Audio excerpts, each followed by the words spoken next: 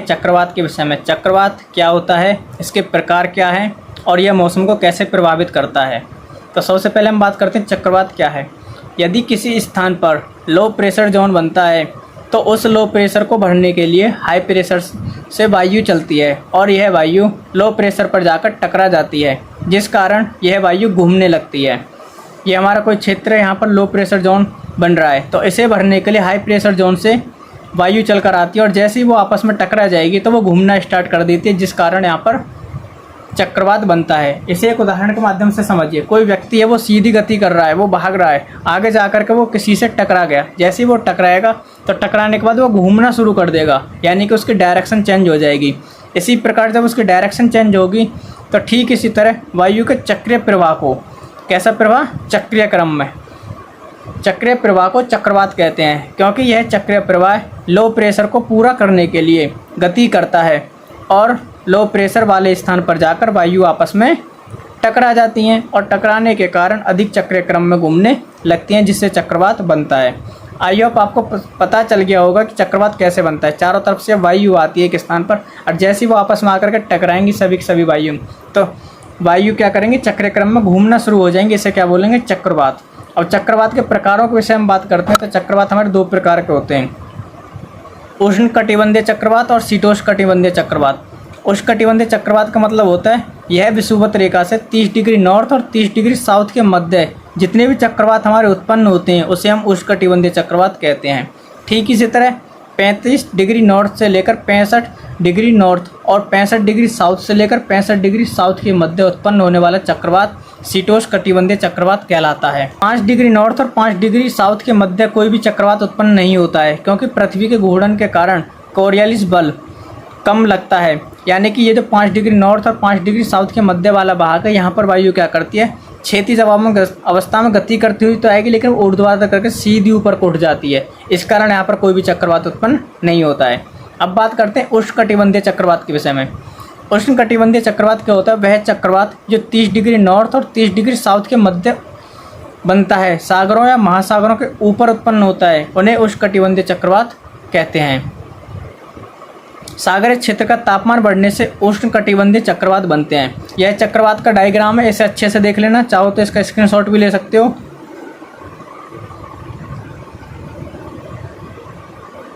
अब इसे समझते हैं अच्छे से, यानी चक्रवात कैसा होता है ये तो तुमने देख लिया, इस तरह से बनता है। यहाँ से चक्रवात बनना स्टार्ट होता है उसे बोलते हैं चक्रवात की आँख। जहाँ से चक्रवात बनना प्रारंभ होता है उसे बोलते हैं चक्रवात की आँख। और ये जो एक बाउंड्री सी होती है चक्रवात के चारों तरफ एक गोले के तरह होती है, उसे बोलते हैं आई बेल, यानी चक्रवाती आँख। ये चारों तरफ जो घूम रही हैं, ये रेखा सी जो बनती हैं, धाराएं सी, इसे बोलते हैं रेन बैंड्स, क्योंकि इनमें वर्षा की बूंदें बननी स्टार्ट होती हैं। इस चक्रवात का क्रम कैसा होता है, outflow anti clockwise. Anti clockwise का मतलब प्रति चक्रवात। साइक्लोन किस तरह घूमता है, रोटेशन होता है क्लॉकवाइज। इस चीज़ का ध्यान रखना, जो क्लॉकवाइज साइक्लोन होता है उसी से वर्षा होती है केवल, और जो एंटी क्लॉकवाइज चक्रवात होता है उससे कभी वर्षा नहीं होती है। ये एग्जाम में पूछ भी लिया जाता है, इसको ध्यान रखना अच्छे से। उष्णकटिबंधीय क्षेत्रों में जो चक्रवात आता है उसका कारण होता है टेम्परेचर। जब सागर में अधिक तापमान के कारण लो प्रेशर जोन बनता है तो चक्रवात के द्वारा वायु संघनन की गुप्त ऊष्मा, कैसी ऊष्मा, गुप्त ऊष्मा के कारण ऊपर जाती है और वर्षा करवाती रहती है। जब तक संघनन की ऊर्जा इसे मिलती रहेगी, संघनन की ऊर्जा इसे मिलती रहेगी, तब तक यह प्रक्रिया चलती रहेगी और जल बाष्पीकृत होकर ऊपर जाता है।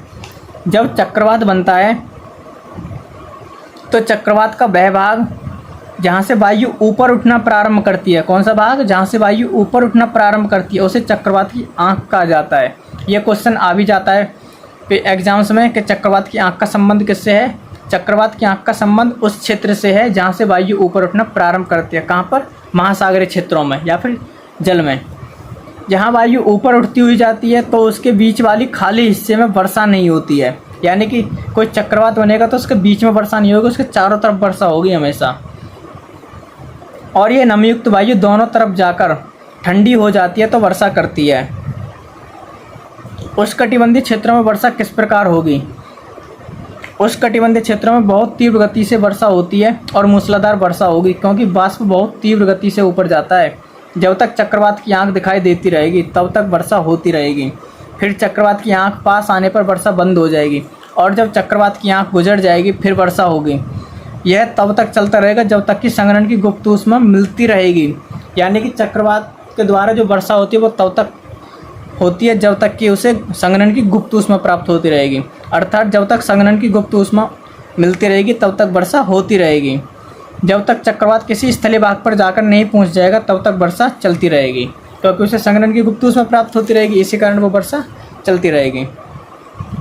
चक्रवात की आंख जैसे जैसे जिस हिस्से में जाती है वहाँ मौसम साफ होता चला जाएगा और जब चक्रवात की आंख आगे निकल जाएगी फिर से वर्षा होनी शुरू हो जाएगी। क्योंकि मैंने भी बताया था चक्रवात के बीच वाले हिस्से में कभी वर्षा नहीं होती है, उसके साइड में ही होती है। जैसे वो आएगा तब वर्षा होगी, चला जाएगा तब वर्षा होगी।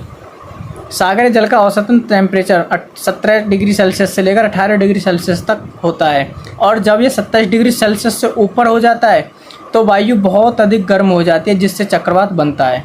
अब आपको पता चल गया होगा कि चक्रवात बनता कैसे है। जब सागरीय जल का टेम्परेचर बहुत ज़्यादा हो जाएगा तो वहाँ पर चक्रवात बनना स्टार्ट हो जाएगा। क्वेश्चन, चक्रवात को एनर्जी कहाँ से मिलती है? तो चक्रवात को एनर्जी मिलती है संघनन की गुप्त ऊष्मा से। इसके लिए आवश्यक दशा होनी जरूरी है। वो कौन सी दशा है हमारी? ह्यूमिडिटी, यानी कि आर्द्रता, वायु में उपस्थित जल की मात्रा। आर्द्रता अधिक होगी तो संघनन तीव्र गति से होगा और संघनन तीव्र गति से होगा तो चक्रवात ज़्यादा बनेगा। आर्द्रता कम तो संघनन कम, यानी कि वर्षा कम होगी। क्या सभी चक्रवात एक ही गति से आगे बढ़ते हैं? ऐसा बिल्कुल नहीं है, क्योंकि वायु की गति वायुदाब के अंतर पर निर्भर करती है। जितना अधिक वायुदाब होगा उतनी ही तीव्र गति से वायु गति करती है और जितनी तीव्र गति से वायु गति करेगी उतनी तीव्र गति से आपस में जाकर वो टकराएगी दूसरी वायु से, और जितनी तीव्र गति से वो टकराएगी उतनी तेज तीव्र गति के साथ चक्रवात उत्पन्न होगा। अगर यह अंतर 45 से लेकर 50 मेगावाट होता है, अगर यह अंतर 45 से 50 MV होता है तो वायु की गति का अंतर 200 किलोमीटर प्रति आवर हो जाता है। जब यह 200 किलोमीटर प्रति आवर की स्पीड से वायु समुद्र में गति करती है तो समुद्री लहरें उत्पन्न होती हैं और इनमें नमी भी तेज़ी से बनती है। ये लहरें बाढ़ भी उत्पन्न कर देती हैं और बाढ़ के साथ साथ क्या होगा? तीव्र गति से वर्षा भी होगी। उष्णकटिबंधीय चक्रवात गति एक जैसी नहीं होती है, बदलती रहती है वायुदाब के अंतर के कारण, क्योंकि वायुदाब का जितना ज़्यादा अंतर रहेगा उतनी तीव्र गति के साथ वायु गति करेगी। अगर वायुदाब अंतर अधिक हो जाता है, यानी कि 45 से लेकर 50 MV यानी मेगावाट तक का अंतर धारण करता है तो तूफान उत्पन्न करता है और यह विनाशक कैटेगरी में आ जाता है। इसे सुपर साइक्लोन कहा जाता है। सुपर साइक्लोन का मतलब क्या है? अधिक तीव्र गति के साथ विनाशक तूफान का उत्पन्न होना सुपर साइक्लोन कहलाता है। अगर वायु की गति लगभग 60 किलोमीटर प्रति आवर यानी कि 60 किलोमीटर प्रति घंटे की रफ्तार से वायु गति कर रही है तो चक्रवात महाविनाशक हो जाता। चक्रवात तो उत्पन्न होगा लेकिन इतना ज़्यादा हानिकारक नहीं रहेगा। लेकिन यदि वायु की गति 150 से लेकर 200 किलोमीटर प्रति घंटे की रफ्तार तक हो जाती है तो यह महाविनाशक हो जाता है, जिसके कारण जन धन की हानि होती है और बहुत तीव्र गति में हानि होगी। सभी चक्रवातों के उत्पन्न होने का कारण सागरीय जल के तापमान का अधिक होना। सागरीय जल का तापमान सूर्य की किरणों के उत्तरायण और दक्षिणायन के साथ घटता या बढ़ता है।